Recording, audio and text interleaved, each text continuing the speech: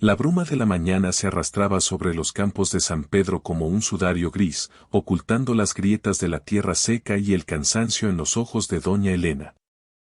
A sus 80 años, sus manos, nudosas y curtidas por décadas de labranza, temblaban no por el frío, sino por el peso de la traición. Frente a ella se alzaba la herencia, una choza de paja y barro que apenas se sostenía en pie, situada en el rincón más estéril y olvidado de lo que alguna vez fue la próspera hacienda familiar. Sus 3 hijos, Ricardo, Mauricio y Julián, se habían repartido el resto. Ricardo se quedó con las tierras de cultivo más fértiles, Mauricio, con el ganado y las bodegas, y Julián, el menor, con la casona principal de muros blancos y tejas rojas. A su madre, la mujer que los crió con el sudor de su frente tras la muerte de su esposo, le habían dejado el refugio que antiguamente servía para guardar el forraje y las herramientas oxidadas. «Es por tu bien, mamá», había dicho Ricardo sin mirarla a los ojos. «Aquí estarás tranquila, lejos del ajetreo de la finca. Es un lugar pequeño, fácil de limpiar».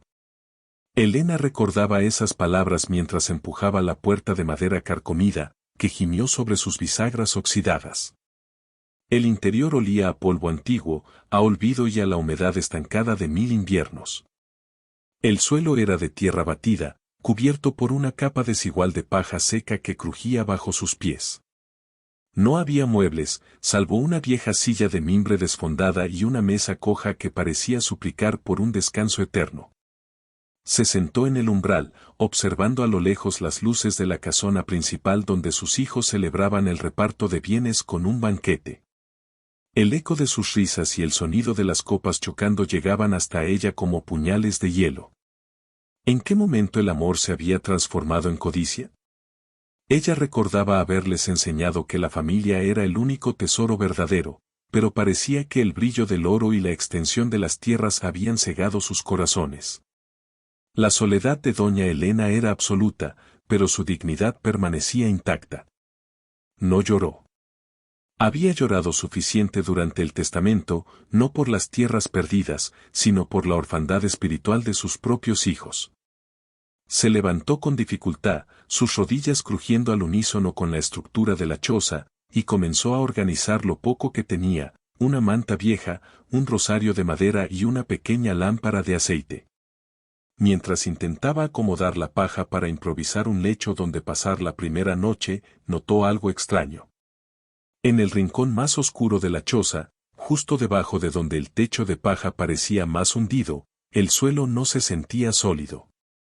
Al pisar con firmeza, el sonido que devolvía la tierra no era el golpe sordo del barro compactado, sino un eco leve, casi imperceptible, como si debajo de la superficie existiera un vacío. Por un momento, el miedo la paralizó. Pensó en madrigueras de animales o en la inestabilidad de la estructura. Sin embargo, una curiosidad que no sentía desde su juventud comenzó a arder en su pecho. Se arrodilló, ignorando el dolor de sus articulaciones, y empezó a apartar las capas de paja podrida con sus manos. Bajo la paja, la tierra estaba removida, como si alguien, hace mucho tiempo, hubiera intentado ocultar una cicatriz en el suelo.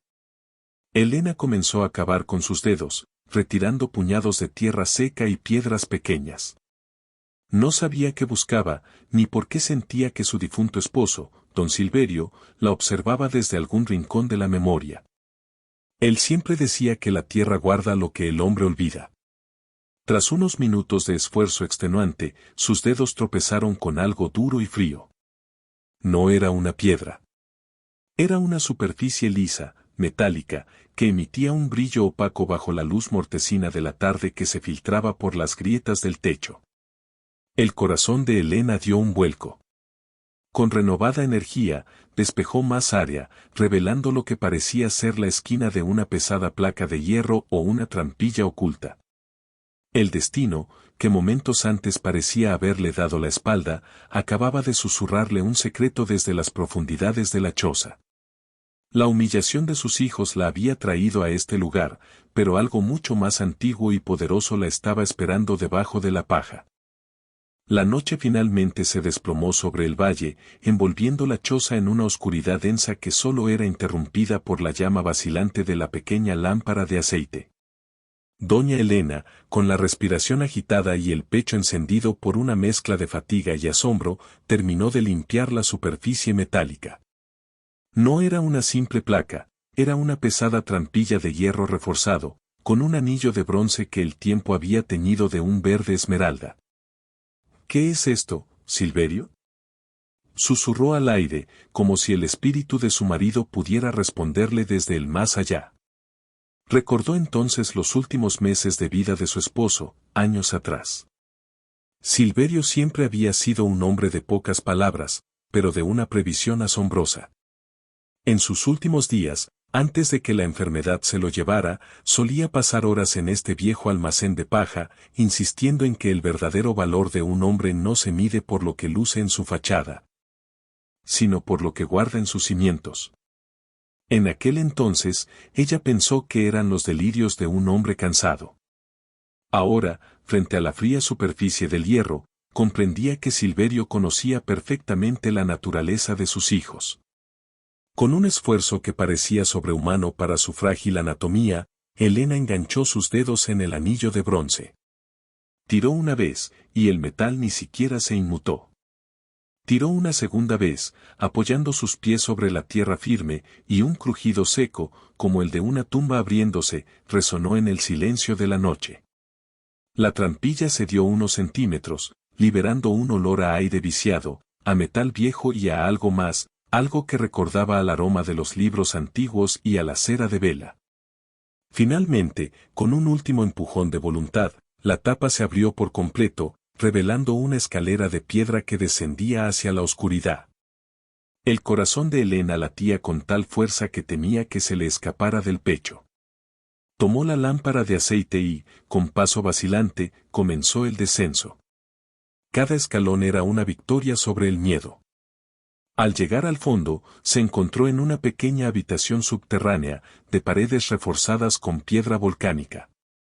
El lugar estaba seco y pulcro, a diferencia de la miseria que reinaba arriba. Sobre una mesa de madera de roble, impecablemente conservada, descansaba un cofre de madera oscura con incrustaciones de nácar y una carta amarillenta con su nombre escrito en una caligrafía que reconoció de inmediato. La letra firme y elegante de Silverio. Con manos temblorosas, Elena abrió el sobre. Querida Elena, si estás leyendo esto, es porque mis temores se cumplieron. He visto crecer en nuestros hijos una semilla que no sembramos, la de la codicia. He visto cómo miran la hacienda no como un hogar, sino como una moneda de cambio. Sé que, llegado el momento, te dejarán lo que ellos consideran que no vale nada. Pero Elena, tú y yo sabemos que la paja es humilde, pero protege el grano más valioso. Elena tuvo que detenerse, las lágrimas nublando su vista. Sus hijos la habían despreciado, pero su compañero de vida la había protegido más allá de la muerte. Continuó leyendo. Lo que hay en este cofre no es solo riqueza material. Es la libertad que ellos no supieron ganarse por ser esclavos de su ambición. Úsalo con sabiduría, mi vida. Que la choza sea tu palacio y su ignorancia, tu mejor defensa. Con un nudo en la garganta, Elena dejó la carta y posó sus manos sobre el cofre. Al abrirlo, el reflejo de la lámpara se multiplicó por 1000. No eran solo monedas de oro de antiguas acuñaciones, que brillaban con un fuego propio, sino también una colección de joyas de la familia que se creían perdidas durante la guerra civil, y una serie de documentos legales. Títulos de propiedad de tierras en el sur, acciones de empresas ferroviarias y un testamento privado, debidamente notarizado en secreto, que ponía a nombre de Elena una fortuna que eclipsaba por 10 veces el valor de la hacienda que sus hijos se habían repartido. Pero lo más impactante no fue el oro. Debajo de las monedas, Elena encontró un fajo de cartas y pruebas documentales que detallaban las deudas ocultas y los manejos turbios que Ricardo, Mauricio y Julián habían estado realizando a espaldas de su padre durante años. Silverio lo sabía todo. Los había dejado repartirse la hacienda sabiendo que, debido a su mala administración y deudas pendientes, esa herencia se desvanecería en pocos años como el humo. Elena se sentó en el suelo de piedra, rodeada de una riqueza que nunca imaginó, mientras arriba, el viento soplaba con fuerza contra las paredes de paja de su choza. Sus hijos creían haberla dejado en la indigencia, pero en realidad le habían entregado la llave del único lugar donde la verdadera fortuna estaba a salvo de su rapacidad. Una sonrisa amarga pero decidida apareció en su rostro. La anciana frágil que entró en esa choza por la tarde ya no existía. Aquella noche, bajo el suelo de tierra y paja, doña Elena comprendió que la justicia tiene sus propios tiempos y que ella acababa de convertirse en la dueña absoluta del destino de sus hijos. Doña Elena no durmió esa noche. El resplandor del oro y el peso de las verdades reveladas en las cartas de Silverio actuaron como un bálsamo revitalizante en sus viejos huesos. Mientras el sol comenzaba a teñir de violeta el horizonte, ella ya no se sentía como una anciana desahuciada. Se sentía como una guardiana, una centinela de un legado que sus hijos no eran dignos de tocar. Con una meticulosidad que solo dan los años, volvió a cerrar el cofre, guardó la carta de su esposo cerca de su pecho y subió las escaleras de piedra. Al cerrar la trampilla y cubrirla nuevamente con la paja seca y el polvo, Elena hizo un pacto consigo misma: nadie sabría lo que había debajo de ese suelo hasta que fuera el momento justo. Su primera tarea era mantener la apariencia de la pobreza más absoluta. Sus hijos vendrían a vigilarla, no por amor, sino para asegurarse de que su presencia no estorbara sus planes de expansión o para alimentar su propio ego viéndola derrotada. A media mañana, el sonido de un motor de lujo rompió la calma del lugar. Era Mauricio, el segundo hijo, quien siempre se había jactado de su visión para los negocios y su falta de escrúpulos. Bajó de su camioneta último modelo, evitando cuidadosamente que sus botas de piel de cocodrilo tocaran el barro. ¿Cómo pasaste la noche, mamá?, preguntó con una voz cargada de una compasión falsa que a Elena le supo a hiel. Ya veo que el lugar es rústico. Pero bueno, al menos tienes un techo. Elena lo miró fijamente. Mauricio se sintió extrañamente incómodo bajo esa mirada. Había algo en la expresión de su madre que no encajaba con la imagen de la mujer quebrada que él esperaba encontrar. He dormido sobre la verdad, hijo, respondió ella con una calma que lo desconcertó. Y la verdad es mucho más sólida que cualquier muro de piedra. Mauricio soltó una carcajada nerviosa. Sigues con tus acertijos, mamá. Escucha, he venido porque necesito que firmes unos papeles. Como ahora eres dueña de esta parcela, legalmente necesitamos tu renuncia a cualquier derecho sobre las bodegas del norte para que yo pueda hipotecarlas. Es un mero trámite. Elena tomó los documentos con manos lentas. Sus ojos, antes nublados por las lágrimas, ahora leían con una agudeza quirúrgica. Identificó de inmediato las cláusulas leoninas y las trampas legales que Mauricio había escondido. Gracias a los documentos que encontró en el sótano, sabía que esas bodegas ya estaban en riesgo debido a las deudas de juego de su hijo. Lo leeré con calma, Mauricio, dijo ella, doblando los papeles. El tiempo es lo único que me sobra ahora que no tengo tierras que labrar ni ganado que cuidar.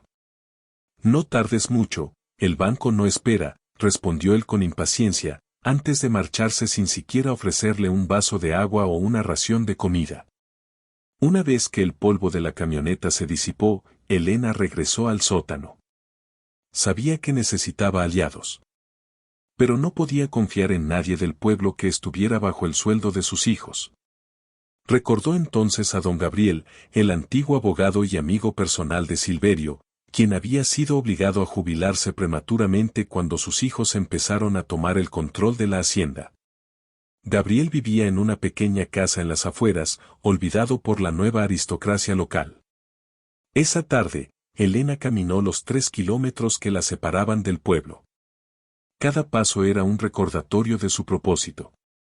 Cuando llegó a la casa de Gabriel, el hombre se sorprendió al verla. ¿Elena? Me dijeron que, bueno, que estabas recluida. Me enviaron a morir a una choza de paja, Gabriel, dijo ella, entrando en la casa y cerrando la puerta tras de sí. Pero olvidaron que la paja es el mejor material para encender un fuego. Necesito que vuelvas a ejercer. Tenemos una herencia que reclamar y una lección que impartir. Durante horas, bajo la luz de una lámpara similar a la de su sótano, Elena le mostró a Gabriel los documentos y títulos de propiedad que sus hijos desconocían. El abogado, al ver la magnitud de la fortuna y, sobre todo, la validez legal de los documentos de Silverio, sintió que recuperaba años de vida. Esto es increíble, Elena. Silverio fue un genio. Él sabía que ellos intentarían despojarte. Con estos documentos, no solo puedes recuperar la hacienda, sino que podrías comprar todo el valle si quisieras. Pero ellos tienen el poder político ahora. Si se enteran antes de que actuemos, buscarán la forma de anularlo todo o de declararte incapacitada. Por eso no vamos a actuar todavía, dijo Elena con una chispa de astucia en sus ojos. Vamos a dejar que sigan creyendo que ganaron. Deja que Mauricio hipoteque lo que no es suyo. Deja que Ricardo malvenda las cosechas futuras y que Julián gaste el dinero que no tiene en lujos para su casona. Quiero que construyan sus propios castillos sobre la arena. Cuando la marea suba, solo mi choza de paja quedará en pie. Elena regresó a su choza al anochecer. En el camino, compró una pequeña radio y algunas provisiones básicas, pagando con unas pocas monedas de cobre para no levantar sospechas. Al entrar en su humilde hogar, se sentó en la silla de mimbre y sintonizó una estación de música clásica. Por primera vez en años, se sintió dueña de su propio aire. Miró el suelo de paja y sonrió. Sus hijos le habían dado un despojo, creyendo que la condenaban al olvido, sin saber que le habían entregado el trono de un imperio oculto. La justicia de doña Elena no sería rápida, pero sería absoluta. Durante las semanas siguientes, doña Elena se convirtió en una sombra perfecta. Se dejaba ver por los alrededores de la choza vistiendo sus ropas más gastadas, recogiendo leña seca y cargando cubos de agua con una fragilidad fingida que alimentaba la arrogancia de sus hijos. Cada vez que uno de ellos pasaba por la carretera principal en sus vehículos relucientes, ella bajaba la cabeza, permitiendo que ellos disfrutaran del sabor amargo de su supuesta victoria. Sin embargo, bajo el suelo de esa choza, la realidad era otra. Don Gabriel, el abogado, la visitaba por las noches, entrando por la parte trasera del terreno donde la maleza crecía sin control. Juntos, habían comenzado a ejecutar el plan de Silverio. Utilizando los fondos ocultos y las acciones ferroviarias, Elena empezó a comprar, a través de empresas fachada y testaferros legales coordinados por Gabriel, las deudas que sus hijos estaban contrayendo de forma irresponsable. Ricardo, el mayor, había invertido gran parte del capital de la hacienda en un proyecto de exportación de granos que resultó ser una estafa. Desesperado por mantener las apariencias, comenzó a pedir préstamos con intereses altísimos. Lo que él no sabía era que la entidad financiera que le estaba prestando el dinero pertenecía ahora, en secreto, a su propia madre. Es fascinante, Elena, comentó Gabriel una noche, mientras revisaba los libros de contabilidad en el sótano iluminado. Ricardo ha puesto como garantía las tierras más fértiles del norte. Mauricio, por su parte, ha hipotecado el ganado para cubrir sus deudas de juego en la ciudad. ¿Y Julián? Julián está gastando una fortuna en remodelar la casona con mármol importado, dinero que ha sacado de un fondo de emergencia que legalmente ya no existe. Elena escuchaba mientras acariciaba el rosario de madera de su esposo. La ambición es un fuego que consume al que lo aviva, Gabriel. Ellos creen que me quitaron todo, pero solo se quedaron con la cáscara de la fruta. El núcleo, la verdadera esencia de esta tierra, está aquí abajo conmigo. Un domingo por la tarde, los tres hermanos decidieron visitar a su madre juntos. No lo hacían por afecto, sino porque necesitaban que ella firmara un documento de cesión total de soberanía familiar, un papel que les permitiría vender partes de la hacienda a una multinacional sin tener que consultarla. Llegaron con una cesta de comida sobrante de su banquete dominical, un gesto de caridad que Elena recibió con una sonrisa enigmática. Mamá, hemos pensado que la choza es demasiado precaria, mintió Julián, el menor, mientras se cubría la nariz con un pañuelo de seda. Si firmas esto, te daremos una pensión mensual para que vivas en un asilo de lujo en la capital. Estarás mejor cuidada. Elena tomó el documento y lo miró de reojo. Era su sentencia de destierro definitivo. ¿Un asilo?, preguntó ella suavemente. Pero si aquí soy feliz. Tengo el aire, el silencio y mis recuerdos. Además, me gusta mucho esta paja. Tiene un sonido especial cuando se pisa, ¿no creen? Los tres hermanos se miraron entre sí, impacientes. No compliques las cosas, vieja, espetó Ricardo, perdiendo la compostura. La hacienda está pasando por un bache financiero y necesitamos libertad de movimiento para salvar el patrimonio familiar. Firma y acabemos con esto. El patrimonio, repitió Elena, levantándose con una agilidad que lo sorprendió. El patrimonio lo destruyeron el día que me trajeron a este rincón. Pero está bien. Si tanta prisa tienen por salvarse, esperen a que el sol se ponga mañana. Mañana les daré mi respuesta definitiva en la casona principal. ¿En la casona?, se burló Mauricio. ¿Para qué quieres ir allá? Porque quiero ver por última vez lo que ustedes creen que poseen, respondió ella con una voz que, por primera vez, resonó con la autoridad de una reina. Mañana a las 6 de la tarde. Estén los tres presentes. Si falta uno, no habrá firma. Los hijos aceptaron, convencidos de que la anciana simplemente quería una última pizca de atención antes de rendirse. Se marcharon riendo, dejando a Elena sola en la penumbra de la tarde. Esa noche, Elena bajó al sótano por última vez para recoger algo más que papeles. Sacó del cofre un vestido de seda negra que había guardado durante 20 años, el que usó en el aniversario de bodas de oro con Silverio. También tomó un broche de diamantes y esmeraldas que brillaba como un ojo de dragón en la oscuridad. Mañana, Silverio, susurró. Mañana la paja se convertirá en fuego. Elena pasó el resto de la noche junto a Gabriel, terminando de sellar los documentos legales que el notario de la ciudad ya había validado. La trampa estaba cerrada. Sus hijos habían construido un imperio de naipes sobre una base de deudas, y ella tenía el viento necesario para derribarlo todo con un solo suspiro. El reloj de pared en la gran sala de la casona principal marcaba las 6 de la tarde. Ricardo, Mauricio y Julián esperaban con impaciencia, sentados en los lujosos sillones de cuero que aún olían a nuevo. Sobre la mesa de centro, una botella de whisky caro y el documento de cesión esperaban la firma de su madre. Para ellos, este era el último trámite antes de desmantelar lo que quedaba de la hacienda y repartirse el dinero de la venta a la multinacional. ¿Dónde estará la vieja?, rezongó Ricardo, mirando su reloj de oro. Espero que no se haya arrepentido. Si no firma hoy, perderemos el depósito del contrato. No te preocupes, respondió Julián con suficiencia, ajustándose la corbata. ¿A dónde más va a ir? Esa choza de paja se le va a caer encima en la próxima tormenta. No tiene otra opción más que el asilo. En ese momento, el pesado portón de roble de la entrada se abrió de par en par. Pero no entró la mujer encorvada y andrajosa que ellos esperaban. Doña Elena cruzó el umbral con la espalda erguida y la cabeza en alto. Vestía el traje de seda negra que había rescatado del sótano, un vestido que caía con una elegancia imperial sobre su figura. En su pecho, el broche de esmeraldas y diamantes capturaba la luz de las lámparas, emitiendo destellos que cegaron por un instante a sus hijos.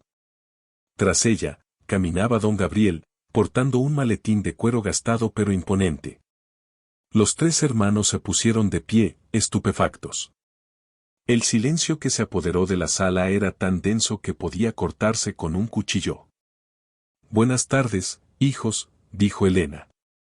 Su voz ya no era un susurro quebradizo, era firme, clara y cargada de una autoridad que ellos no escuchaban desde hacía décadas. Veo que están todos. Eso es bueno. La puntualidad es la cortesía de los reyes, aunque veo que la educación es lo único que no han sabido heredar. ¿Mamá? Balbuceó Mauricio, señalando el broche. ¿De dónde sacaste eso? Ese broche, mi padre dijo que se había perdido en la guerra. Eso vale una fortuna. Tu padre dijo muchas cosas, Mauricio, respondió Elena, sentándose en la cabecera de la mesa, el lugar que siempre le había correspondido. El problema es que ustedes solo escuchaban lo que les convenía. Él sabía que el brillo de estas piedras lo cegaría, por eso las guardó donde solo un corazón humilde podría encontrarlas. Ricardo, recuperándose del shock, golpeó la mesa con el puño. Y basta de teatro. No sé qué joya te encontraste o qué disfraz te pusiste, pero aquí lo que importa es este documento. Firma de una vez para que podamos salvar lo que queda de estas tierras. Elena miró el papel sobre la mesa y soltó una risa seca, una risa que heló la sangre de los presentes. Salvar las tierras, dices. Qué noble de tu parte, Ricardo. Especialmente cuando ya las has perdido todas. ¿De qué hablas? Preguntó Ricardo, palideciendo. Elena hizo una seña a don Gabriel, quien abrió su maletín y comenzó a colocar documentos sobre la mesa, justo encima del contrato de los hermanos. Hijos míos, comenzó Gabriel con una satisfacción apenas contenida, me temo que están en un error jurídico grave. Las deudas que han contraído con el Banco del Valle y con la Financiera del Sur han sido compradas en su totalidad por una sola entidad, la Corporación La Paja de Oro. ¿Y quiénes son ellos? Preguntó Julián, sintiendo un sudor frío recorrer su nuca. La dueña absoluta y única accionista de esa corporación es su madre, doña Elena, sentenció el abogado. Ella es ahora su principal acreedora. En estos documentos consta que, debido al impago de las últimas 3 cuotas y a la malversación de fondos de la hacienda que Silverio dejó protegidos por una cláusula de usufructo vitalicio para su viuda, ustedes han perdido todo derecho sobre esta propiedad. Mauricio se desplomó en su asiento. Ricardo intentó arrebatar los papeles, pero Gabriel fue más rápido. No solo eso, continuó Elena, fijando su mirada en cada uno de ellos. Poseo las pruebas de los fraudes que cometieron para ocultar las ganancias de las cosechas. Podría enviarlos a juicio mañana mismo. Podría dejar que el banco embargue sus autos, sus cuentas y hasta la ropa que llevan puesta. No puedes hacernos esto. Gritó Julián, con los ojos llenos de lágrimas de frustración. Somos tus hijos. Ustedes dejaron de ser mis hijos el día que me condenaron a vivir en una choza de paja, esperando que el hambre o el frío terminaran con el problema de mi existencia, respondió Elena con una frialdad absoluta. Me dieron lo que creían basura, sin saber que bajo esa paja estaba el cimiento de mi libertad. El silencio volvió a reinar, pero esta vez estaba cargado de derrota. Los 3 hombres, que minutos antes se sentían dueños del mundo, ahora parecían niños pequeños frente a la giganta que habían intentado pisotear. Elena se puso de pie, guardando el broche en su bolso. Esta noche dormiré aquí, en mi casa. Ustedes tienen exactamente 1 hora para recoger sus pertenencias personales y salir de mi propiedad. ¿A dónde vamos a ir? Preguntó Ricardo con voz quebrada. Elena se detuvo en la puerta y los miró por encima del hombro. A la choza. La paja es muy cómoda si uno tiene la conciencia tranquila. Veamos cuánto tiempo aguantan ustedes allí. La escena en la casona era patética. Los 3 hermanos, que 1 hora antes se pavoneaban como dueños y señores de la comarca, ahora corrían por los pasillos amontonando ropas de marca y objetos de lujo en maletas que apenas podían cerrar. Doña Elena los observaba desde el balcón del 2º piso, con las manos cruzadas y el rostro impasible. No sentía alegría por su desgracia, sino una profunda y amarga tristeza al confirmar que, incluso en la derrota, sus hijos solo se preocupaban por sus posesiones materiales. Es una locura, mamá. no puedes echarnos así. Gritaba Mauricio mientras arrastraba una maleta hacia la salida. Esa choza no tiene ni agua corriente. Tampoco la tenía cuando me enviaron allí, respondió Elena con voz gélida. Curiosamente, el agua sabe más dulce cuando uno la consigue con su propio esfuerzo. Se los recomiendo. Bajo la supervisión de don Gabriel y 2 guardias de seguridad privada que el abogado había contratado para asegurar la transición legal, los hermanos fueron escoltados fuera de los límites de la zona residencial de la hacienda. El camino hacia la choza de paja, que antes recorrían en minutos con sus potentes camionetas, ahora se sentía eterno bajo sus pies calzados con zapatos de suela fina, no aptos para el barro y la piedra. Al llegar a la humilde construcción, el impacto de la realidad los golpeó como un balde de agua fría. La puerta de madera seguía gimiendo sobre sus bisagras. El olor a humedad y olvido los recibió como un viejo conocido. ¿Cómo vamos a dormir los 3 aquí? Sollozó Julián, el menor, dejando caer su maleta sobre la paja seca. Esto es inhumano. Es lo que nos diste a ella, Julián, dijo Ricardo, quien por primera vez parecía mostrar un destello de conciencia. Ella estuvo aquí sola. Nosotros, al menos, nos tenemos los unos a los otros para reclamarnos nuestra estupidez. La primera noche en la choza fue un descenso a los infiernos de la incomodidad. El frío de la madrugada se filtraba por las grietas y el crujido de la paja bajo sus cuerpos les recordaba cada segundo la traición que habían perpetrado.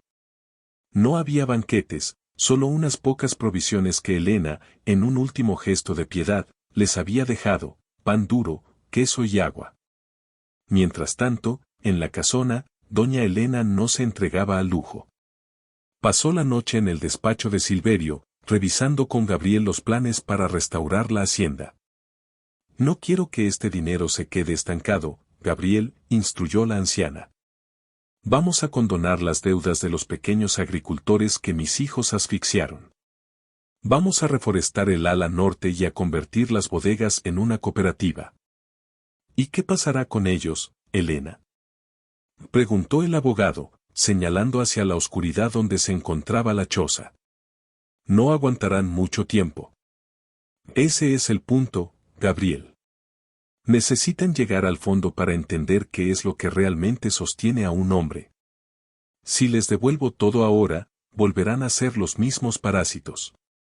La paja tiene una propiedad mágica, es humilde, pero si sabes escucharla, te enseña el valor de lo esencial. A la mañana siguiente, los hermanos despertaron con el cuerpo molido. Mauricio, intentando buscar algo de valor que su madre pudiera haber pasado por alto, comenzó a patear el suelo con rabia. «Tiene que haber algo más», gritaba. Ese broche no salió de la nada. Esta vieja bruja nos escondió una mina de oro. Empezaron a cavar desesperadamente en el rincón donde Elena había encontrado la trampilla. Sus manos, antes cuidadas y limpias, se llenaron de lodo y costras. Cavaron durante horas, movidos por la misma codicia que los había llevado a la ruina. Sin embargo, por más que profundizaron, solo encontraron tierra estéril y raíces secas.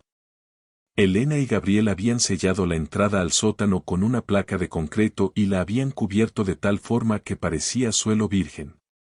Frustrados y agotados, se sentaron en el suelo, llorando de impotencia. Fue entonces cuando Ricardo vio un pequeño trozo de papel clavado en uno de los postes de madera de la choza. Era una nota de su madre. El tesoro que buscan ya no está bajo la tierra. El tesoro está en saber si son capaces de pedirse perdón entre ustedes y, eventualmente, a la tierra que tanto han maltratado. El sótano de esta choza solo se abre para aquellos que no tienen nada más que su integridad. Por primera vez en sus vidas, los hermanos no pelearon por quien tenía más. Se quedaron en silencio, mirando sus manos sucias, comprendiendo que la loca de la choza siempre había sido más astuta, más fuerte y, sobre todo, mucho más rica de lo que ellos jamás podrían soñar. Pasaron 3 meses desde que los hermanos fueron desterrados a la choza. Durante ese tiempo, el pueblo de San Pedro fue testigo de una transformación milagrosa. Doña Elena, utilizando la fortuna oculta por Silverio, no se dedicó a vivir en la opulencia, sino a reparar el daño que la codicia de sus hijos había causado. La hacienda volvió a ser el motor de la comunidad, se abrieron escuelas agrícolas, se sanearon las tierras y los trabajadores recuperaron su dignidad con salarios justos. Mientras tanto, en la pequeña choza de paja, el tiempo parecía haberse detenido, pero los hombres que la habitaban ya no eran los mismos. El hambre, el frío y, sobre todo, el silencio absoluto de su madre, habían operado un cambio que el dinero nunca pudo comprar. Una tarde de otoño, cuando las hojas doradas cubrían el camino, doña Elena decidió que era hora. Llegó a la choza sin escoltas, caminando con un bastón de madera tallada. Al acercarse, no escuchó gritos ni maldiciones. Encontró a sus 3 hijos trabajando, Ricardo remendaba el techo de paja con habilidad sorprendente, Mauricio cultivaba una pequeña huerta de hortalizas a un costado, y Julián, el que antes no quería mancharse las manos, lavaba la ropa en un barreño de madera. Al verla, los 3 se detuvieron. No hubo reclamos de herencia ni peticiones de dinero. Se hizo un silencio profundo, cargado de un respeto que nunca antes habían sentido. Madre, dijo Ricardo, acercándose lentamente. Su rostro estaba quemado por el sol y sus manos estaban llenas de callos. No sabíamos que el trabajo pesaba tanto, pero tampoco sabíamos que dormir después de una jornada así podía dar tanta paz. Elena los observó uno a uno. Vio en sus ojos que la soberbia se había evaporado, dejando espacio para la humanidad. La paja es una gran maestra, dijo ella con una sonrisa suave. No solo sirve para techar, sino para filtrar lo que sobra en el alma. Me alegra ver que han aprendido a escuchar su crujido. Perdónanos, mamá, dijo Julián, cayendo de rodillas sobre la tierra. No por el dinero que perdimos, sino por el tiempo que desperdiciamos creyendo que tú eras una carga, cuando eras el único pilar que sostenía esta familia. Elena le puso una mano en el hombro. El perdón no es un regalo que yo les doy, es algo que ustedes se han ganado al no rendirse en este lugar. Ahora, escuchen bien, la hacienda ya no me pertenece a mí, ni les pertenece a ustedes. Se ha convertido en una fundación que pertenece a todos los que la trabajan. Los hermanos escucharon con atención, aceptando su destino sin protestar. Sin embargo, continuó Elena, la fundación necesita administradores que entiendan el valor de la tierra y el peso del sudor. Si están dispuestos a empezar desde abajo, como capataces y aprendices, bajo la supervisión de don Gabriel, podrán regresar a la casona. Pero no como dueños, sino como servidores. Si alguna vez la codicia vuelve a asomarse en sus corazones, la choza de paja los estará esperando, siempre abierta, siempre humilde. Esa misma tarde, los 3 hijos regresaron a la casona, pero no entraron por la puerta principal como señores, sino por la entrada de los trabajadores, listos para empezar de nuevo. Años después, cuando doña Elena finalmente partió para reunirse con Silverio, el pueblo entero lloró su partida. No la recordaban por su oro, sino por su sabiduría. Sus hijos, ya hombres maduros y respetados por su integridad, cumplieron su última voluntad. En el lugar donde antes estaba la vieja choza de paja, no construyeron un monumento de mármol ni una estatua de bronce. En su lugar, mantuvieron la choza intacta, cuidando cada brizna de paja y cada muro de barro. Se convirtió en un lugar de peregrinación para la familia, un recordatorio eterno de que la verdadera riqueza no es lo que se acumula sobre la tierra, sino lo que se siembra en el corazón y lo que se descubre cuando se tiene la humildad de mirar debajo de lo que el mundo desprecia. La historia de la abuela y la choza de paja pasó a ser una leyenda en el valle. Y cuentan que, en las noches de viento, todavía se puede escuchar el susurro de la paja, recordando a todo aquel que quiera oír que, a veces, para encontrar un tesoro, primero hay que perderlo todo. Si te ha gustado esta historia, no olvides darle a me gusta y suscribirte al canal para no perderte los próximos capítulos. Activa la campanita para que YouTube te avise siempre que suba un nuevo video.